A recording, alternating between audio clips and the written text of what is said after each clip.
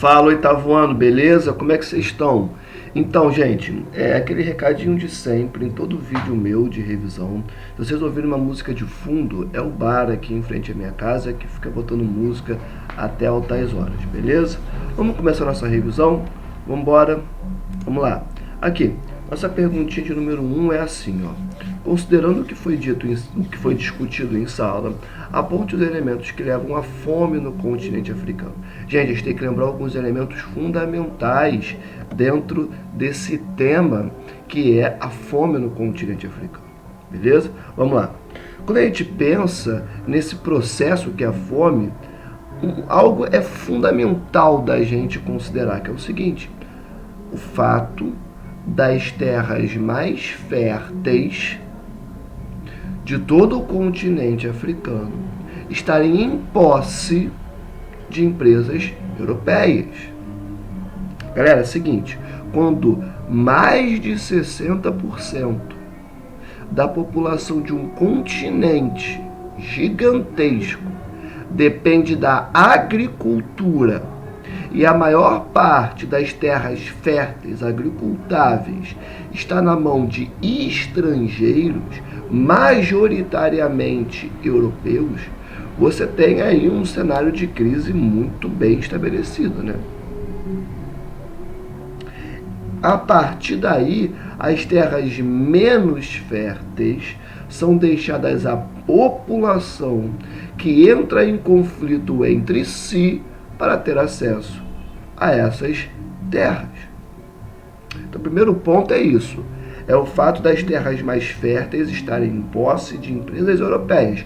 Segundo ponto fundamental. Lá atrás, na Conferência de Berlim, do século XIX, os europeus vão fatiar toda a África, vão dividir todo o continente africano entre si. Então, aquilo que eu falei, eles sentam, né, em uma conferência entre eles quem? Os países europeus, pegam um mapa da África, passam uma régua em cima e falam: Inglaterra, isso aqui é teu, França, isso aqui é teu, Portugal, Espanha, isso aqui é de vocês. Percebe? E a partir desse movimento dos europeus, de divisão do continente africano, nós vamos ter tribos que eram milenarmente inimigas sendo postas dentro do mesmo território, que agora era o mesmo país. É evidente que isso ia dar em problema, que isso ia dar ruim, e deu e dá muito ruim até hoje. Essas tribos rivais entram constantemente em guerras civis entre si, beleza? E quando a guerra civil, não há espaço para o desenvolvimento da agricultura, para o desenvolvimento da economia de qualquer país que tenha passado por essa lógica dentro do continente africano. Sacaram? Então escreve assim no seu caderno. O primeiro elemento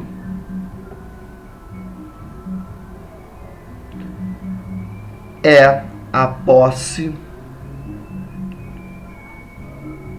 das terras mais férteis do continente nas mãos de empresas europeias.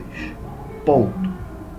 Já o segundo é o fato de tribos rivais terem sido postas dentro do mesmo território, dos mesmos territórios, melhor dizendo, a partir da Conferência de Berlim.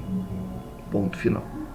Tranquilo? Eu quero mostrar um mapa para vocês muito interessante que trata justamente sobre isso. Um minutinho só. Deixa eu só achar aqui. Tá, achei? Peraí.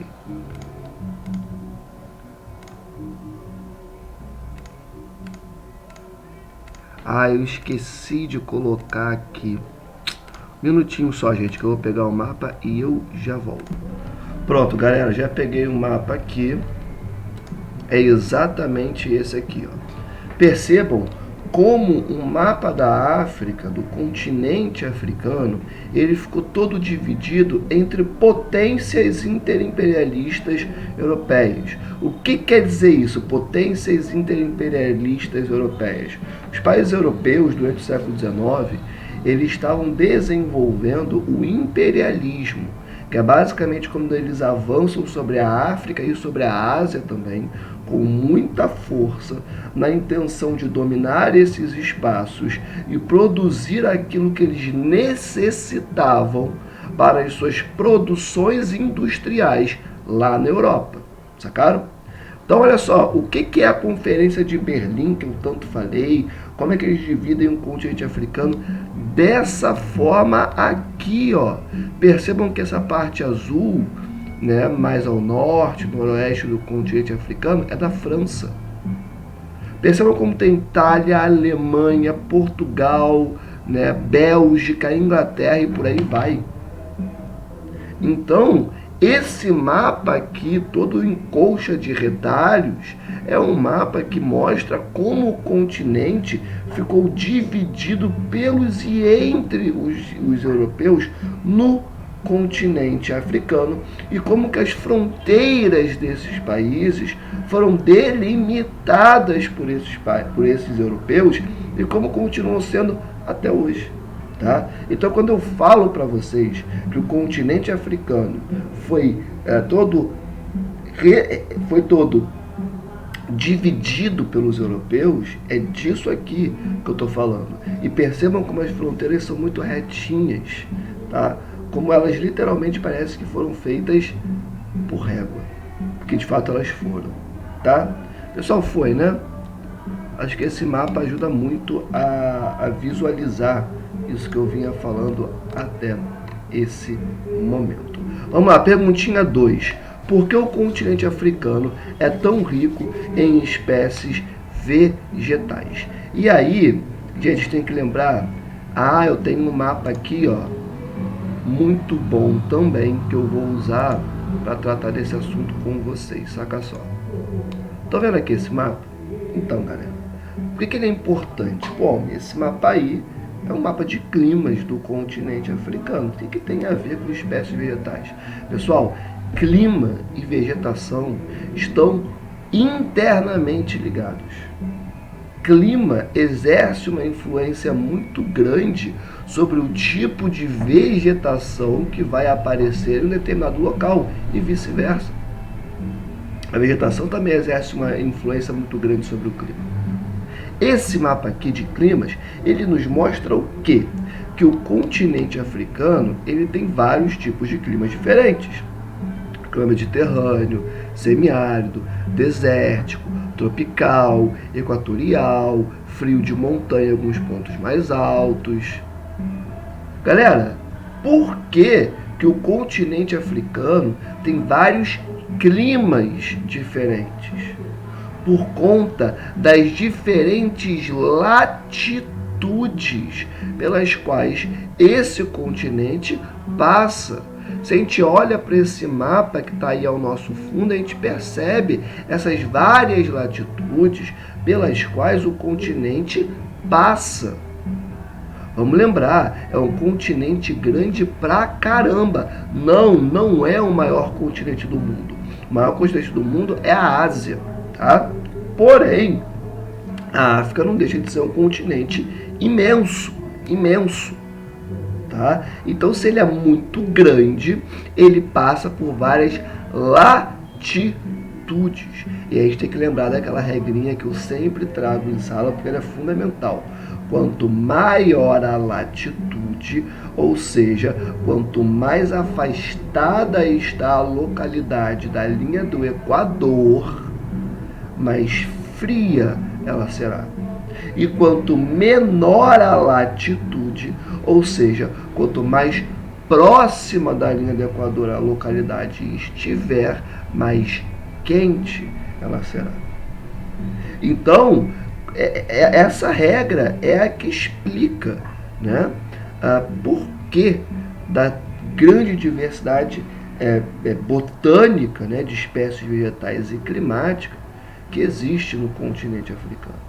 Como é um continente muito grande, passa por várias regiões, né, várias zonas climáticas do planeta, e por conta disso você tem uma multiplicidade, uma variedade de climas, tá?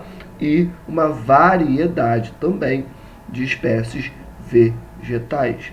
Para facilitar o entendimento disso, nós dizemos que, pelo fato do continente africano passar por várias latitudes diferentes, nós temos uma variedade de climas e de tipos de vegetação. Beleza, gente? Tá? Então, olha só, para você colocar certinho no seu caderno, escreve assim, ó. Considerando a grande extensão territorial do continente africano, vírgula,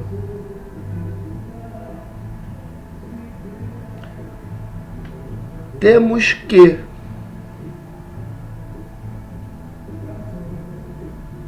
este continente, ficou repetitivo, mas é isso mesmo, que este continente passa por várias latitudes e, por conta disso, diversas espécies vegetais irão surgir. Ponto final. Tranquilidade? Vamos para 3. Quais as diferenças entre a agricultura praticada pelos africanos antes e depois da chegada do colonizador? Galera, presta atenção aqui. A agricultura que se praticava em África antes do europeu chegar no continente e aplicar mais bruscamente o modo de produção no campo que ele entendia como melhor, as tribos africanas, os reinos africanos, desenvolviam uma agricultura que basicamente era voltada ao atendimento das necessidades dos povos africanos. Por que eu disse povos africanos? Porque a África é um continente em que dentro desse continente você tinha vários territórios diferentes, ainda tem, né? Vários territórios diferentes, com vários povos diferentes ali dentro. É sempre bom lembrar, porque é muito comum que as pessoas confundam o continente africano como sendo uma coisa só, né, como se fosse um único povo, com um único tipo de povo, um único tipo de organização, né? E não, são vários povos, porque é um continente, tá? Vamos voltar. Então, quando o europeu chega no continente africano com mais força, poderíamos dizer ali a partir do século XIX, por conta do imperialismo, tá? Mas o europeu já estava na África desde o século XVI, tá?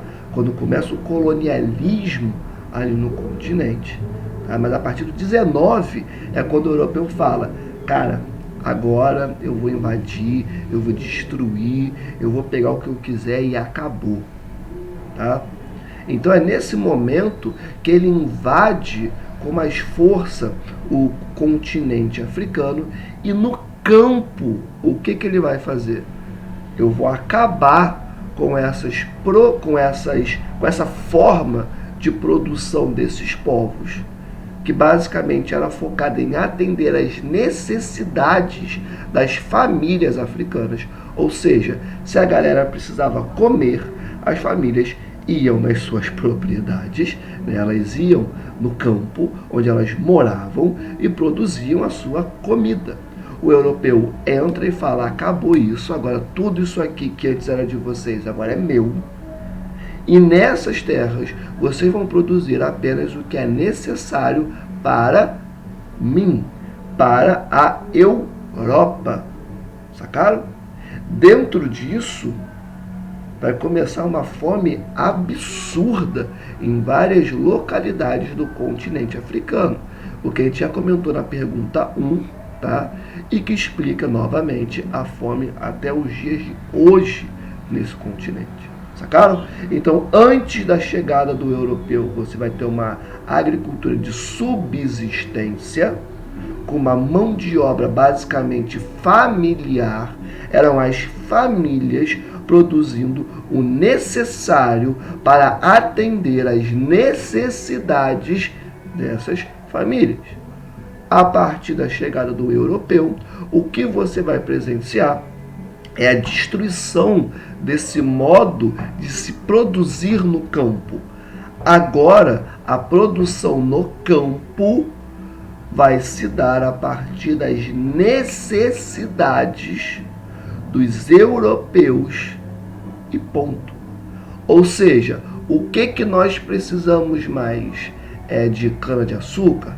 Então, vai ser produzido cana-de-açúcar. Ah, mas o pessoal milenarmente, há milênios, é acostumado a comer, sei lá, beterraba nessa localidade da África. O europeu vai falar, dane-se, eu preciso de cana-de-açúcar, dane-se o que o pessoal precisa comer. Eu, Alemanha, eu, França, eu, Inglaterra que dominou vários territórios do continente africano. Na verdade, poucas são as localidades do planeta que não foram invadidas e conquistadas pela Inglaterra, tá? Então, voltando àquele exemplo, eu, Inglaterra, eu, França, eu, Alemanha, eu, Espanha, eu, Portugal, quero cana-de-açúcar e dane-se o que as pessoas necessitam, sacaram? Então, a diferença é basicamente essa. Antes do europeu, uma agricultura de subsistência, de mão de obra familiar, e depois da chegada do europeu, uma agricultura comercial voltada ao atendimento das necessidades da Europa, ou seja, era uma agricultura voltada ao mercado externo. O nome que nós damos para esse tipo de agricultura é plantation. Por quê? Porque é um tipo de agricultura que vai se utilizar de grandes extensões de terra. E é o que eu sempre falo. Grandes extensões de terra não é uma terra do tamanho do Maracanã. Grandes extensões de terra são terras do tamanho de um município, de um estado. Imagina Colégio, Penha, Ramos, tudo junto, uma coisa só.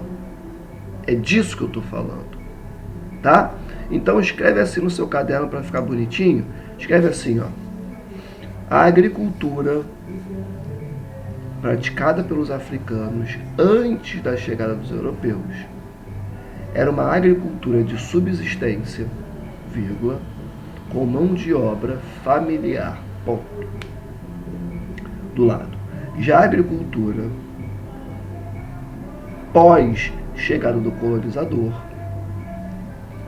era voltada às necessidades da Europa, vírgula,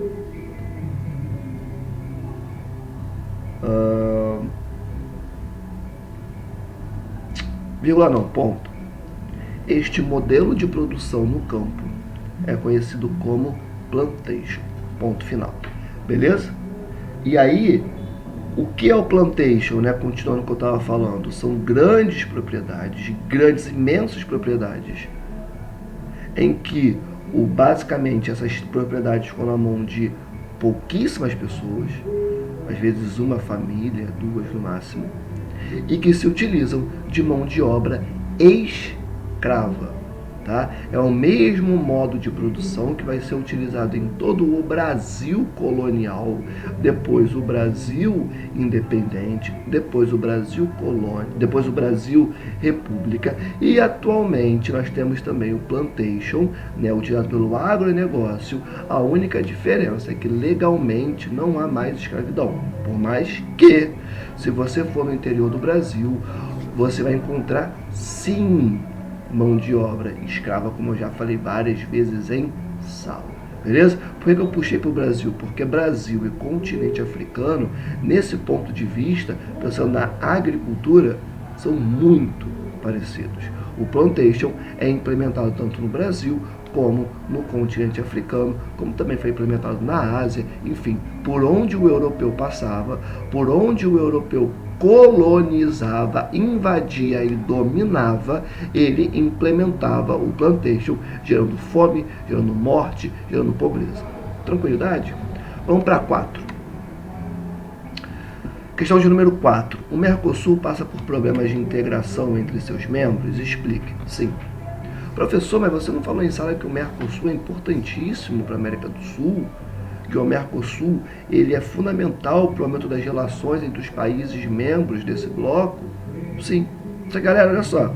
No Mercosul você tem Brasil, Argentina, Bolívia, Paraguai. Você tem um monte de países sul-americanos ali dentro. E cada um desses países tem as suas características próprias. Características culturais, características econômicas, dentre tantas outras características. Então, por mais que isso é um problema só do Mercosul, não, tá? Todo bloco econômico vai passar por isso. Porque cada país tem uma história diferente, tem uma estrutura interna diferente. Tranquilidade?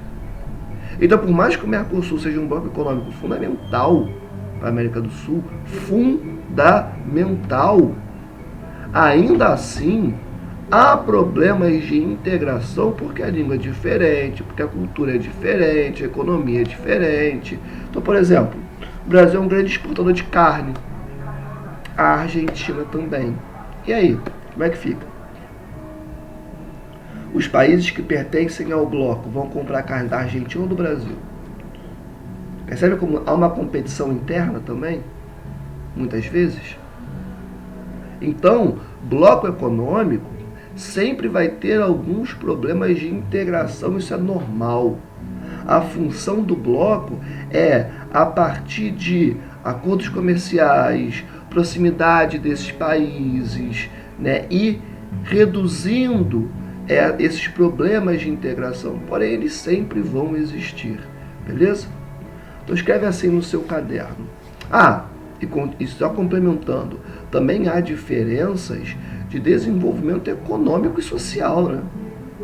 Porque uma coisa é a economia brasileira, outra coisa é a economia argentina, outra coisa é a economia paraguaia. Percebem? Como tem uma diversidade de economias dentro do Mercosul.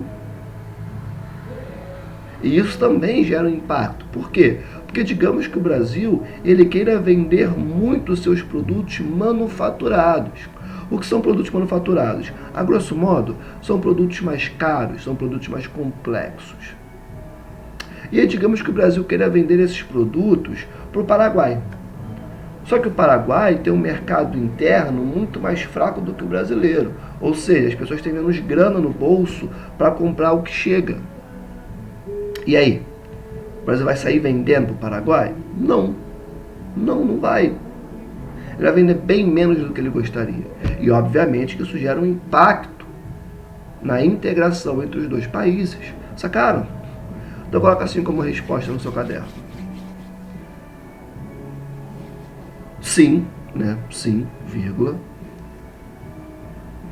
Esta situação se dá por conta de diferenças internas de cada um dos membros do Mercosul. Ponto. Estas diferenças podem ser econômicas, sociais, culturais, vírgula, 3 pontinhos. Beleza, galera? Vamos para a próxima. Se eu estiver falando muito rápido, é um vídeo. Diminui a velocidade, volta um pouquinho, beleza? 5. Por que a Antártida é palco de grandes pesquisas científicas? Eu esqueci de falar sobre isso em sala. A Antártida vai cair na nossa prova, tá? Vai cair na nossa prova, tá? Se eu não me engano é uma questãozinha só, mas vai cair. Então estudem Antártida também. É um negocinho pequenininho, né? Sabe? Pequenininho, então não custa nada estudar. Por que a Antártida é palco de grandes pesquisas científicas? Galera, Isso se dá pelo seguinte fato: Antártida basicamente é um continente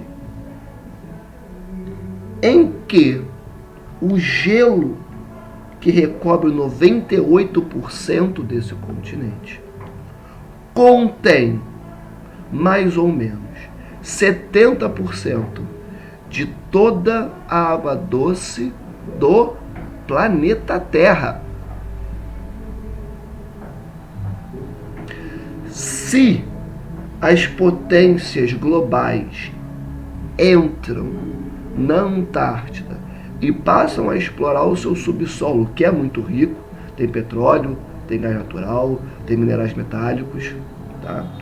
Se as potências globais entram na Antártida e passam a explorar livremente o seu subsolo, isso vai gerar um problema gigantesco.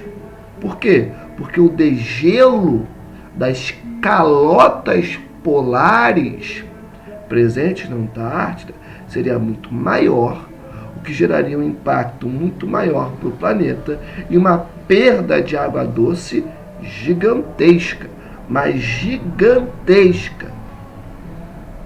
Tranquilidade? O segundo ponto é que a Antártida é um grande palco para a gente observar as mudanças climáticas. Por quê? Porque conforme a temperatura do planeta aumenta em virtude do aquecimento global, as calotas polares da Antártida vão derretendo. E a partir da observação disso, nós conseguimos perceber se o aquecimento global está maior ou menor, como que está ocorrendo esse processo em nosso planeta. Beleza? Então escreve assim no seu caderno. A Antártida é palco de grandes pesquisas científicas por conta da grande presença de água doce dentro de suas geleiras, vírgula. Além disso, vírgula de novo, o continente é fundamental para pesquisas científicas sobre as mudanças climáticas em nosso planeta. Tranquilo, gente? Vamos continuar. Questão de número 6. Explica a relação entre altitude e o ar rarefeito presente em alguns países latino-americanos. Pessoal, olha só. Isso aqui é principalmente em países andinos, ou seja, países marcados pela Cordilheira dos Andes. Já conversamos sobre a América Andina em sala, tá? Qual é a relação entre a altitude e o ar rarefeito presente em alguns países latino-americanos? Pessoal, é aquela regrinha que a gente já falou várias vezes. Quanto mais alto você chega na atmosfera, mais rarefeito é o ar, menor é a presença de gases atmosféricos como o oxigênio. Então, quando o Flamengo, por exemplo, vai jogar em algum país da América Andina, é muito comum que os jogadores passem mal, fiquem com aquela máscara de gás para conseguir respirar melhor, ou parem no meio do jogo, porque não estão se sentindo bem, ou ainda que o Flamengo ou outros times brasileiros vão para esses países andinos em que será realizado o jogo com uma semana de antecedência. Para quê? Para ir preparando os pulmões desses jogadores para um ar que tem uma menor quantidade de oxigênio. Ar rarefeito é isso, é um ar com menor quantidade de oxigênio. Tá bom? Então a galera tem que se acostumar com aquele ar rarefeito para conseguirem jogar. Beleza? A bola, por exemplo, corre muito mais rápido. Por quê? Porque se há menos gases naquele ar, a resistência que esse ar faz sobre a bola é menor. Então ela corre com muito mais rapidez. O chute pega muito mais força. Tá? Então tudo isso é muito importante de se considerar. Beleza? Então, escreve assim no seu caderno. Quanto maior a altitude, menor a presença de gases atmosféricos como o oxigênio.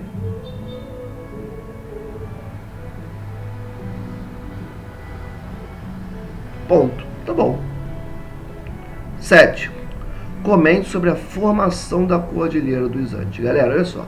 A Cordilheira dos Andes é um dobramento moderno, que é um tipo de relevo que surge a partir do encontro de placas tectônicas.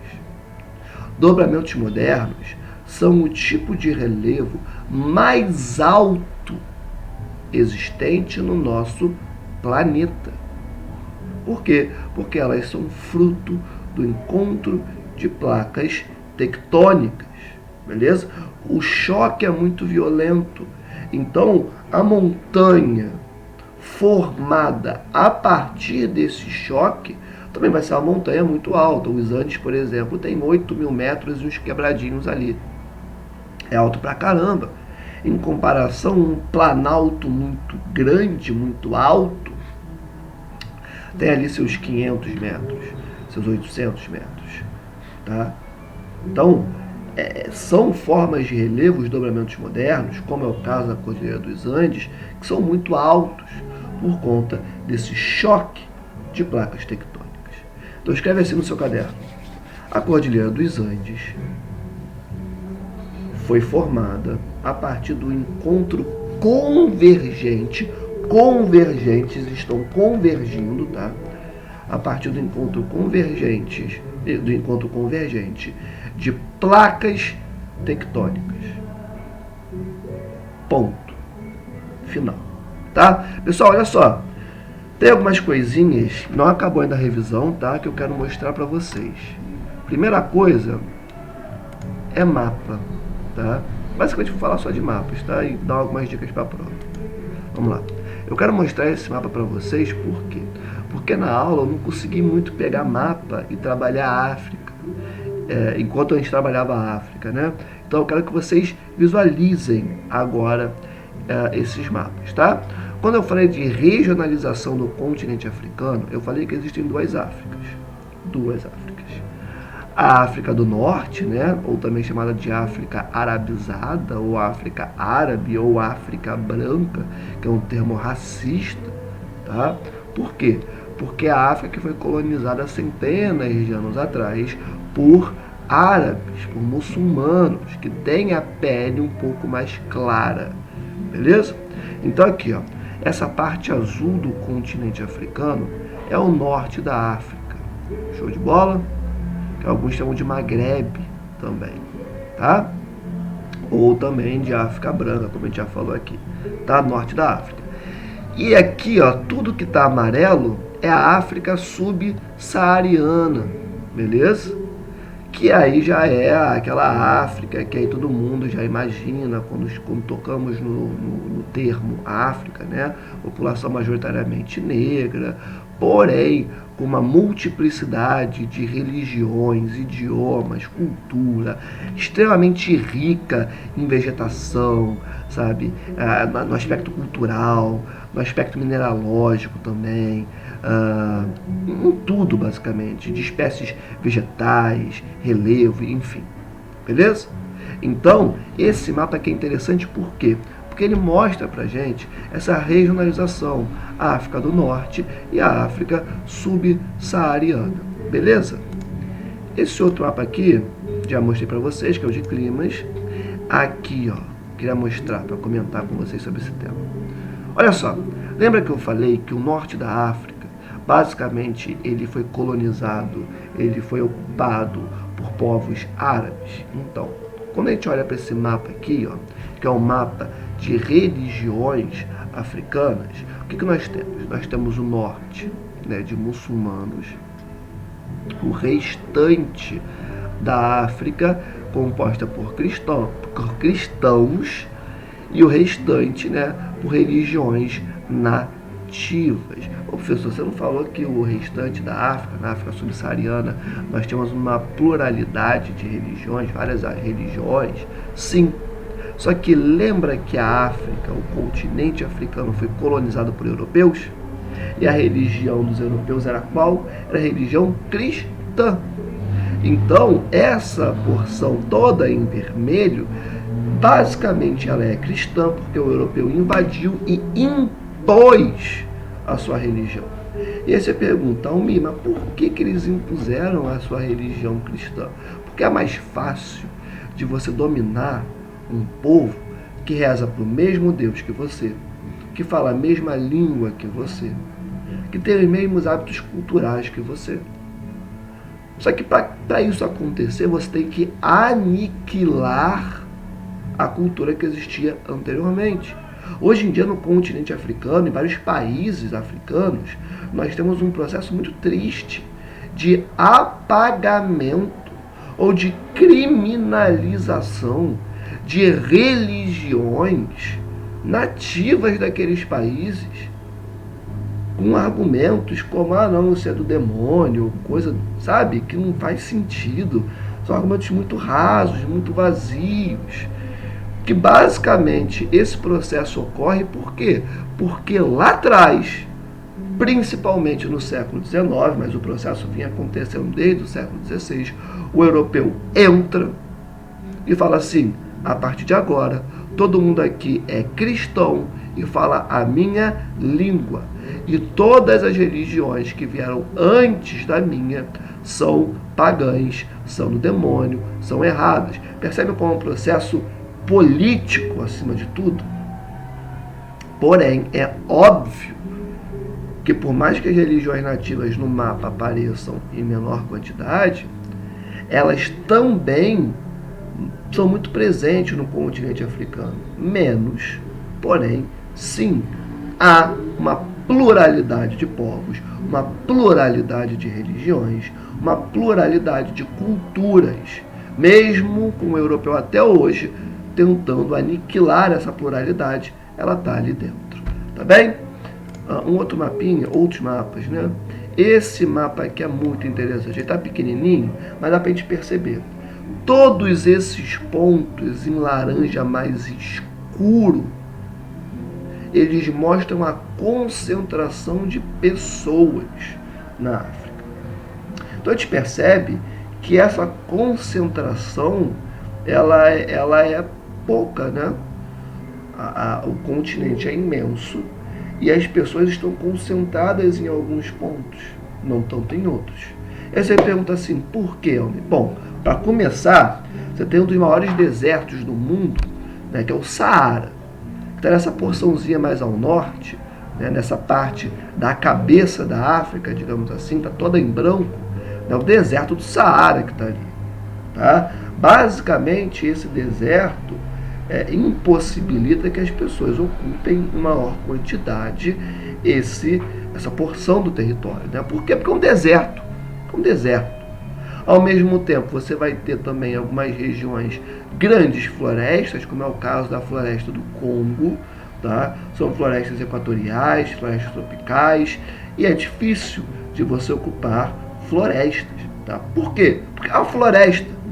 E não é uma floresta qualquer. A floresta do Congo é uma floresta equatorial. É uma floresta densa pra caramba, com diversas espécies vegetais. É difícil de você entrar ali e voltar com vida. Por quê? Porque é uma floresta fechada, densa pra caramba, tá? Dificulta a ocupação. Tá bem? Então, basicamente isso. Áreas mais áridas, né? Desérticas, e também regiões com grandes florestas, tá? E continuando, esse é um mapa muito bom. Esse mapa nos mostra o quê? Ele mostra uma diversidade, né, de vegetações, de espécies vegetais. Nos ajuda a entender aquela outra questãozinha. Percebam como no norte, o deserto do Saara é seco, né? É seco. Não só de espécies vegetais, mas também de relevo, né? Como aqui, no norte, ele é seco. Seco. Porque aqui é o Saara. Mas aí ao norte do Saara, nós já temos uma região, né, mais verde. Nós vamos ter aí na transição do Saara para essa regiãozinha, uma vegetação, né, de savana, onde está aquele leão de butuquinha assim no mato, só vendo qual animal que ele vai atacar, que vocês já viram provavelmente em vários documentários ou em desenhos, enfim, né? A savana africana, ela fica na transição, né, do Saara, que é esse deserto absurdo, e a transição entre o Saara e essa região mais verde, né? A savana fica bem ali no meiozinho, tá? E na região mais verde que nós temos ali, nós vamos encontrar vegetações muito densas, como a floresta do Congo, que eu acabei de falar para vocês. E não à toa, essa porção mais verde, ela está em uma região de baixíssima latitude. A radiação solar bate de cara ali. Se a radiação bate de cara ali, você vai ter muita umidade, o que leva à formação de florestas densas, tá? E no restante, como eu já comentei com vocês, também nós vamos ter climas mais áridos, mais secos, tá? Que também possibilitam a ocupação desse território. Percebam como esse mapa complementa muito aquele mapa anterior que a gente discutiu agora, tá? E tem esse outro mapa que é fundamental, prestem atenção nesse mapa, porque tem questão na prova que necessita da observação do que eu vou falar agora. Tá? Essa localidade, que está marcada por uma linhazinha roxa nesse mapa, é o que nós chamamos de Sahel. Sahel são os países africanos que ficam entre o deserto do Saara e a África subsaariana. O Sahel é a linha divisória composta por vários países africanos entre o deserto do Saara e a África subsaariana. Subsaariana é justamente isso, que vem ao sul do Saara. Beleza, gente? Tranquilidade? E a porção mais ao norte, como eu já falei para vocês, é chamada de Maghreb. Tá? Alguns geógrafos colocam toda a porção norte como membro do Maghreb e outros colocam só essas partezinhas que estão aí marcadas com linhazinhas vermelhas como pertencentes ao Maghreb. Tranquilidade? Esse outro mapa aqui, ó, ele nos mostra muito bem o que é o Sahel. Olha só, o Sahel é toda essa linhazinha aqui, ó, toda essa extensão de países que estão marcados de amarelo, né? Aqui nesse mapa do continente africano. Beleza, gente? Esse outro mapa é aquele que eu já mostrei para vocês sobre a Conferência de Berlim, que dividiu o continente africano entre os europeus. Tranquilo, gente? Olha só, voltei para cá, tela cheia. Agora eu quero comentar com vocês alguns pontos importantes para a prova, tá? Primeiro ponto importante: estudem país América Latina e América Andina, como eu já falei para vocês. Estudem formação da população desses países. Peguem as pirâmides etárias desses países para dar uma lida. Tá no material didático de vocês, tá na apostila de vocês, nem que seja para tu dar uma olhada nessa pirâmide etária desses países, beleza? Lembrando que o topo é composto por população mais idosa, o meio é a população economicamente ativa, a PEA, que é quem vai trabalhar, quem vai consumir o PlayStation, o perfume, o iPhone, vai enfiar. Quem faz a economia girar é a PEA, são as pessoas que fazem parte da PEA, que são basicamente adultos e jovens adultos, tá? E a base é composta por crianças. Show de bola? Tranquilo? Lembrem-se disso, conteúdo anterior ao 8º ano, tá? Mas só dando essa recapitulada. E peguem essas pirâmides etárias que tá no livro didático de vocês para estudar. Tranquilo? Questãozinha 4 não. Questãozinha 4 é da revisão, desculpa, viajei aqui. Um outro ponto importante, Mercosul já falei.